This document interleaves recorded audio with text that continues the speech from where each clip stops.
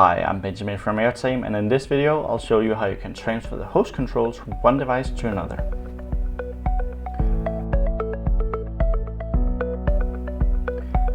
When I say host controls, I'm referring to the ability to control a call running on an Airtame device.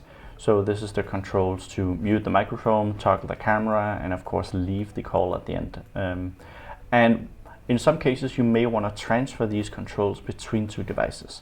For example, you might be in a meeting room where the laptop that initiated the call, the person owning that laptop wants to leave the meeting room, but you want to keep the call going.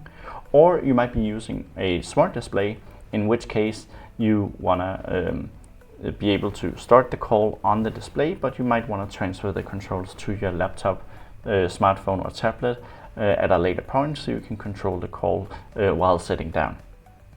So let me show you how it works. First off, we have two different laptops in this demo, and we have a call already running on my Airtame screen. The call was initiated by the laptop on the right, but let's pretend that the person owning the laptop on the right would actually like to leave the meeting room, and the laptop on the left should now get the controls of the call. So in order to take control, all I have to do is connect to my Airtame screen like I normally would. So you could do this from the desktop app. I'm going to use the browser. So in the browser here, I'll simply enter the pairing code, and I can read the pairing code of the Airtame screen at the very bottom. Here we are. Once we're connected to the Airtame screen, I have two options on my laptop. I can either share to call, or I can take control. So I'll hit the take control button.